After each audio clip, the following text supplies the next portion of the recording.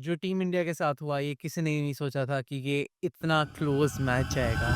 हाँ, मैं बात कर रहा हूँ इंडिया वर्सेस बांग्लादेश के मैच के बीच में जो आज हुआ चैंपियंस ट्रॉफी में।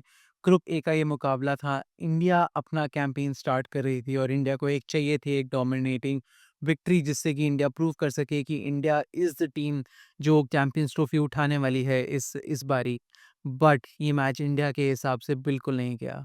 ये बहुत आसान मैच था इंडिया के दृष्टिकोण से जहाँ पर इंडिया को लगा था कि वो ईज़िली सेल ऑफ कर जाएँगे। जब हमने देखा जब मैच के स्टार्ट में जहाँ बांग्लादेश ने टॉस जीतकर पहले बल्लेबाज़ी करने का फ़ैसला लिया, पर वहाँ पर पहले ही 10 ओवर में वो 35 रन के अंदर 5 विकेट अपनी गँवा चुके थे। जहाँ पर हमें लगा था कि हाँ, ये मैच इंडिया के लिए बहुत ही ज़्यादा आसान रहने वाला है कि हमें लगा था कि ये मैच बहुत ही जल्दी ख़त्म हो जाएगा और ये वीडियो हम 3 घंटे पहले बना देंगे, बट ऐसा बिल्कुल नहीं हुआ।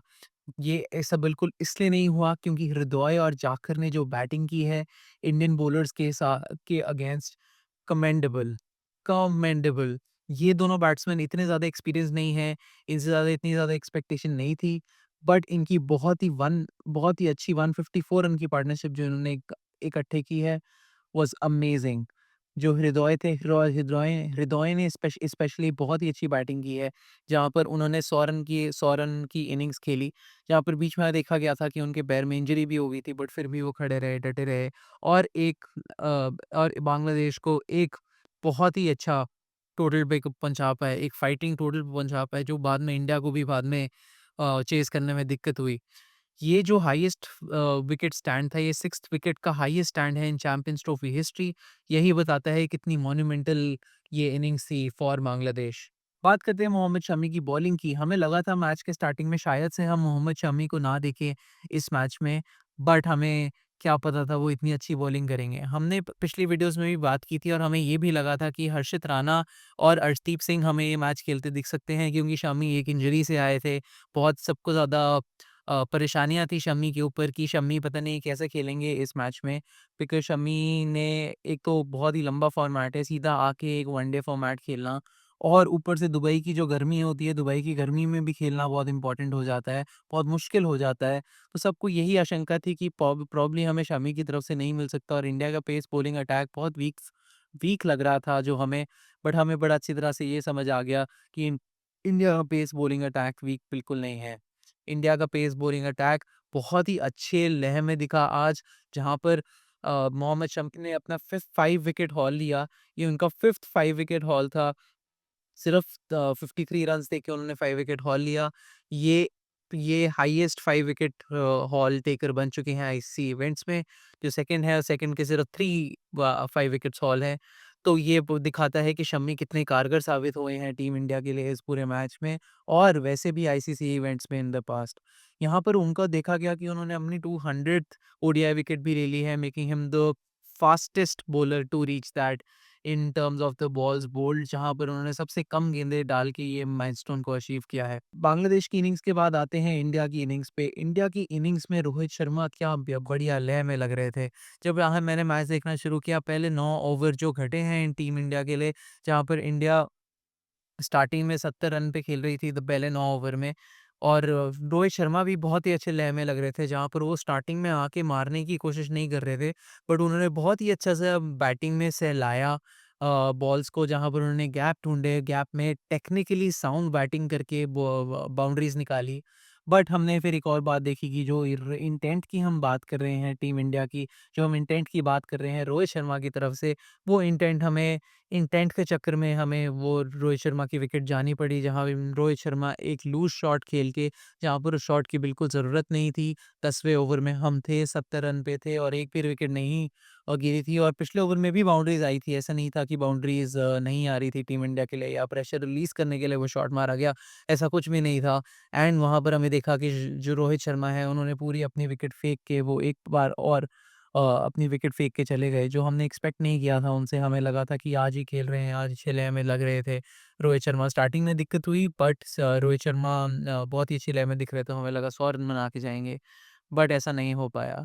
उसके बाद हमने देखा कि रोहित शर्मा की विकेट गिरने के बाद टीम इंडिया की पेस बहुत ही ज़्यादा स्लो हो गई थी रन बनाने के लिए, जहाँ पर हमने देखा कि विराट कोहली की विकेट हमें जल्दी जाने को मिली। श्रेयस अय्यर आए, श्रेयस अय्यर भी कुछ ख़ास कंट्रीब्यूशन नहीं दे पाए।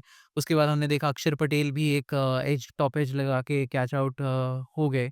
तो हमें लगा था वहाँ पर मैच थोड़ा फँस सकता है, वहाँ पर मैच थोड़ा हमें लग रहा था कि हाथ से फिसलता जा रहा है, जहाँ पर इंडिया ने सोचा था कि हम ये मैच बहुत जल्दी ख़त्म कर देंगे। 10 ओवर 70 रन मारे थे इन्होंने। 10 ओवर 70 रन मार के इनको लगा था कि हम ये कुछ 20-22 ओवर में या 25 ओवर में या 30 मैक्सिमम 30 ओवर में हम मैच ख़त्म कर देंगे। जो हमारे नेट रन रेट को बहुत ही अच्छा बूस्ट दे सकता था इन द फ्यूचर, वो इंडिया नहीं कर पाया। जहाँ पर शुभमन गिल की हमें सराहना करनी पड़ेगी और केएल राहुल की भी सराहना करनी पड़ेगी कि उन्होंने बहुत ही बढ़िया तरीके से बैटिंग की मिडल ओवर्स में 11 से 40 ओवर के बीच में, यहाँ पर टीम इंडिया को एक बहुत ही सॉलिड स्टार्ट बहुत ही स्टेबल फाउंडेशन दी और वहाँ पर टीम इंडिया को विक्ट्री की तरफ लेके गए। मैं बात करना चाहूँगा शुभमन गिल की बैटिंग की मोर स्पेशली कि शुभमन गिल ने जो बैटिंग की है वो बहुत ही सराहना लायक थी।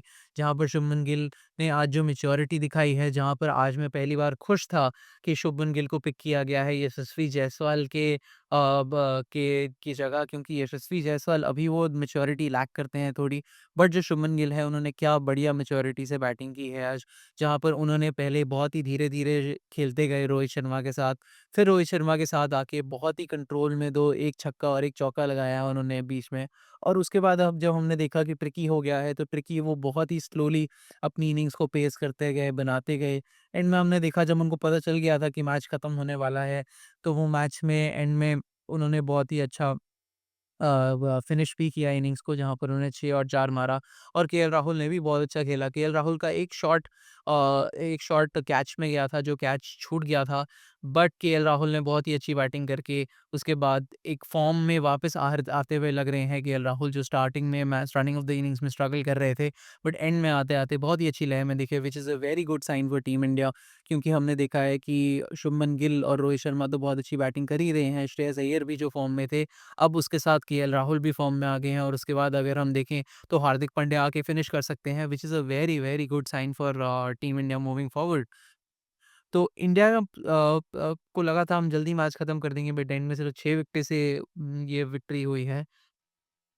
अक्षर पटेल की भी मैं सराहना करना चाहूँगा कि अक्षर Patel was the only only spinner जो इस इंडियन टीम में विकेट ले पाए, जहाँ वो ऑलमोस्ट हैट्रिक पे थे और रोहित शर्मा ने एक बहुत ही अच्छा आराम से हाथ में कैच छोड़ दिया, जिसकी वजह से वो हैट्रिक पूरी नहीं हो पाई। रोहित शर्मा की कैच छोड़ने से याद आया, इंडिया की फील्डिंग इज़ समथिंग जो हमें लगता है कि बहुत ही इम्प्रूव हो सकती है, क्योंकि बहुत ही अच्छे 3-4 चांसेस इंडिया ने मिस किए, जिसकी वजह से वो पार्टनरशिप बन पाई और उस पार्टनरशिप को ब्रेक करना इंडिया के लिए एक टाइम पे मुश्किल हो गया था। अगर इंडिया वो पार्टनरशिप जल्दी ब्रेक कर लेती तो क्या पता ये मैच इंडिया 10 ओवर में ही जीत जाती और नेट रन रेट बहुत अच्छा हो जाता कि अगर बाद में गलती से या तो न्यूज़ीलैंड से या पाकिस्तान से अगर एक गेम ड्रॉप हम कर भी देते हैं, तो भी हमें दिक्कत ना होती। बट इंडिया को वो नहीं प्राप्त कर पाई, राइट? अ राणा की भी हमें सराहना करनी पड़ेगी, हर्षित राणा की। उसने अपने डेब्यू में हमें लगा था कि प्रोबब्ली अर्शदीप सिंह को खिलाना चाहते हैं, बट सारे हेटर्स को, सारे जो क्रिटिक्स थे जो उनको डाउट कर रहे थे, उनके मुँह पे उन्होंने एक मुँह बंद कर दिया है उनका। 3 विकेट हॉल लेके 3 फॉर 31 वो गए हैं अपने अपने 9 ओवर में। बहुत ही अच्छी बॉलिंग दिखी हमें उस टाइम पे उनके साथ, जहाँ पर हमने देखा कि वो अपनी वेरिएशंस लाते हैं ऐसी पिचेज़ में जहाँ स्विंग नहीं हो रही थी, दुबई में हवा नहीं चल रही थी, ड्राई पिचेज़ थी। स्टार्टिंग में हमने देखा थोड़ी-सी सीम कर रही थी बॉल। शमी की भी जो हमने विकेटें देखी वहाँ देखी ऑफ कटर, लेग कटर में उन्होंने जो विकेटें दी थी। हर्षित राणा की हमें बॉलिंग बहुत अच्छी लगी, जहाँ उन्होंने पिच में भी वेरिएशन की, स्पीड में भी वेरिएशन की, टाइप ऑफ डिलीवरी में भी वेरिएशन की and that is why I think so Harshit Rana को भी प्रेफ़रेंस मिली है इस टीम में, क्योंकि अर्शदीप सिंह को अगर आप देखो तो अर्शदीप सिंह बहुत ही अच्छी सीम बॉलिंग करते हैं। जहाँ फ़ास्ट बॉलर फ्रेंडली पिचेज़ हैं, वहाँ पर हम आपको बहुत ज़्यादा अच्छी बॉलिंग करके देते हैं। बट हर्षित राणा वेरिएशंस में थोड़े ज़्यादा अच्छे हैं अर्शदीप सिंह से, वो उन्होंने प्रूव किया। जब इन्होंने ये हर डेब्यू पे अपने हर टाइप के डेब्यू पे 3 विकेट हॉल लेते हैं, अपने टेस्ट डेब्यू पे, अपने वनडे डेब्यू पे और इन्होंने अब अपने आईसीसी इवेंट्स के डेब्यू पे भी ते 3 विकेट का हॉल ले लिया है। तो Harshit Rana looking very promising for us. India की जो वोज़ थे, जो प्रॉब्लम्स थी बॉलिंग अटैक से, वो अच्छी लगती हुई दिख रही है, क्योंकि हमने सेकंड इनिंग्स में पिच को भी देखा कि पिच फर्स्ट इनिंग्स में थोड़ी बैटिंग फ्रेंडली थोड़ी पेसर फ्रेंडली लग रही थी, बाद में थोड़ी बैटिंग फ्रेंडली हो गई थी। और हमने सेकंड इनिंग्स में स्पेशली देखा कि बांग्लादेश ने अपने स्पिनर्स को बहुत अच्छा इस्तेमाल किया, जहाँ पर टीम इंडिया फँस रही थी, कि स्पिनर्स के अगेंस्ट जो टीम इंडिया की बैटिंग एवरेज थी या बैटिंग इकोनॉमी थी या रन रेट थी, वो थी 3, साढ़े 3, 4 के अराउंड, बट पेसर्स को साढ़े 4, 5, 6 के रन रेट से इंडिया ने रन बनाए हैं। तो वहाँ पर हमें देखना पड़ेगा कि ये बहुत अच्छा किया है टीम इंडिया ने। और टीम इंडिया की एक ख़ासियत है, जो हमें वर्ल्ड कप में भी देखने को मिली थी, कि जो टीम इंडिया है, वो एक जो परिस्थितियाँ होती हैं या फिर जो कंडीशंस होती हैं, उनको बहुत ही डिफरेंट वे से वो असेस करते हैं। And that has worked for us in our favour in the past as well. और यहाँ पर भी हमें वो फ्यूचर में बेटर करते हुए दिखाई दे रहे हैं, जहाँ पर हमें आज स्पिनर्स देखने को मिले। और ये पाकिस्तान वाले मैच में भी बहुत अच्छा देखने को मिलेगा, जहाँ पर हम स्पिनर्स, हमारे जो क्वालिटी स्पिनर्स हैं, हमारे पास 5 स्पिनर्स हैं टीम में, उनका यूज़ कैसे करते हैं रोहित शर्मा, ये देखने को बड़ा अच्छा मिलेगा। एक और बात जो हमें लग रहा था होगी, वो थी कि आज ड्यू हमें देखने को नहीं मिली, जिससे आज हमें लगा कि पहली बार कि इंडिया अगर अगले मैच में सेकंड बॉलिंग भी करती है, तो भी इंडिया के लिए फ़ायदेमंद होगा, क्योंकि सेकंड बैटिंग भी करती है, चेज़ भी करती है, त अगर सेकंड बॉलिंग भी करती है तो इंडिया के लिए फ़ायदेमंद, जिसकी वजह से हमने देखा कि इंडिया अगर पाकिस्तान के मैच में सेकंड बॉलिंग भी करती है, तब भी टीम इंडिया को इतनी प्रॉब्लम नहीं होने वाली है। तब भी चेज़ करना इतना आसान नहीं रहने वाला है। जहाँ हमने देखा कि बांग्लादेश का जो अटैक था, स्पिन अटैक, वो प्रोबेबली बेस्ट नहीं था। जहाँ बांग्लादेश के पास 2 ही क्वालिटी स्पिनर्स थे, वहाँ पर इंडिया को वो फँसा नहीं पाए। बट इंडिया, जिनके पास 3 क्वालिटी स्पिनर्स रहेंगे उस स्क्वाड में, जो फँसा सकते हैं पाकिस्तान को। अ इन दी एंड मैं बस शुभमन गिल की तारीफ़ करना चाहूँगा कि शुभमन गिल जो था, अपने इस सीरीज़ का मैन ऑफ द मैच रहा है। बहुत ही अच्छा बैटिंग लगी, और ये हमने प्रेडिक्ट भी किया था कि Shubman Gill could be the man of the tournament for the team India. So it's a very good sign for team India moving forward. Team India बहुत ही स्ट्रांग लग रही है। हमें लग रहा है कि जो वर्ल्ड कप में हमने कारनामा करवाया किया था, जहाँ पर हम अनबीटन फाइनल में पहुंचे थे, टीम इंडिया उसी टाइप की कोई परफॉर्मेंस यहाँ पर भी दे सकती है, जिसमें हमें बहुत ही एक्साइटेड हूँ मैं देखने के लिए, और जिसमें हमें बहुत ही ज़्यादा मज़ा आने वाला है। So thanks for watching, stay tuned with us. हम संडे को जो पाकिस्तान का मैच है उसके लिए प्रीव्यू और रिव्यू भी करेंगे, दोनों चीज़ें करेंगे, और हम बहुत ही फन कंटेंट भी लाने वाले हैं इस चैनल पे। तो अगर आपने सब्सक्राइब नहीं किया तो सब्सक्राइब कर लीजिए, बेल आइकन नहीं दबाया तो बेल आइकन भी दबा दीजिए, और हमारे साथ जुड़े रहिए। Thanks for watching, bye bye.